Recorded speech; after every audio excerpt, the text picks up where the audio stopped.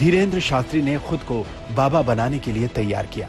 कई बड़े कथावाचकों के कार्यक्रम सुने, एक मोबाइल खरीदा ताकि उनके वीडियो देख सके, और फिर उन्होंने अपनी कर्मभूमि उसी बागेश्वर धाम को बनाया जहां उनके दादा का दरबार लगा करता था।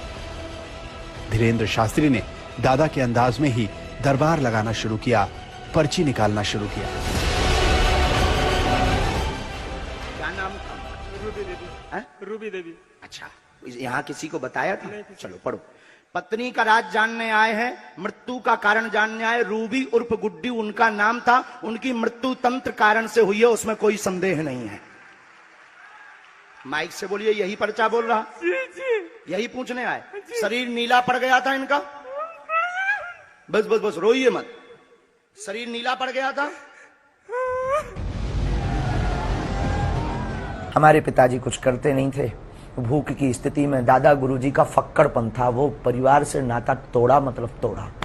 तो उन्हें मतलब नहीं आप जी रहे कि मर रहे। उनके पास तो अगर याचक अर्जी करता बन के जाओगे तो वो अर्जी उठा के बालाजी के पास रख देंगे। ये नहीं कि ये हमारा सगा नाती है, ये हमारा सगा पुत्र, तो इस पर ज्यादा कृपा हो जाए। हम भी गए सबकी भांति। हमने भी अपनी विपदा कही कि 3 दिन हो गए हैं, कुछ खाने तक को नहीं है घर में। रहने का 16x12 का कच्चा मकान, वो भी बरसात में खाट के पलंग के नीचे सोना पड़ता है, बारिश की बूंदें गिरती हैं। कब तक ऐसी जिंदगी जिएंगे? कुछ नहीं तो एक ऐसा कुछ कह दो, कर दो, भोजन ही चलने लगे। जिंदगी में कुछ नहीं तो पिताजी कुछ करने लगे। 2010 में दादा का निधन हो गया तो अचानक बाल धीरेन्द्र की दुनिया ही उजड़ गई, लेकिन गुरु तब तक अपना काम कर चुका था। सन्यासी बाबा ने लीला की, स्वप्न में आभास होने लगा।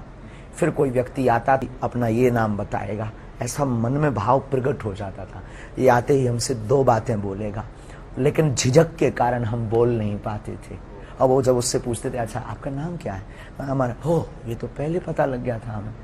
धीरे धीरे उसकी उसका परिष्कृतकरण हुआ, शुद्धिकरण हुआ, धीरे धीरे जागृति हुई, फिर अज्ञातवास की साधना की, और वो यात्रा और ये यात्रा ऐसे प्रारंभ हो गई। 9-10 साल की अवस्था से ही हमने बालाजी की सेवा की। जब बच्चे खेलना सीखते थे तब से हमने हनुमान चालीसा का पाठ, और गुरु ने जो विधान बताया वो मीडिया पर बताने का विषय नहीं है, वो अनुभव का विषय है। कभी आप आइएगा तो उसको हम आपको बताएंगे कि हमने क्या क्या अपने जीवन में मुश्किलों को सहा, कितना हनुमान चालीसा का पाठ किया, रातों भर हनुमान जी के चरणों में बैठकर रोए हैं, रातों भर हवन किया है। उसका ही ये परिणाम है जो आज सनातन संस्कृति का झंडा जगह जगह गाड़ा जा रहा है। शास्त्री की उम्र अभी सिर्फ 26 साल है। उनकी मंजिल क्या है ये अभी उन्हें भी नहीं पता। हाँ, जिंदगी अपने खेल खूब दिखाती है, इसका एहसास उन्हें जरूर है। जीवन के खेल सबकी समझ नहीं आ सकता। कब क्या कर दें, गुरु कब कृपा कैसी कर दें, कह नहीं सकते आप। मतलब यहाँ हम अपने जीवन में ये जो भी है हमारे लिए सबसे बड़े चमत्कार हैं। खाना पीना, भोजन, रहन सहन, सब चमत्कार से बड़े, कोई किसी का नहीं होता जगत में।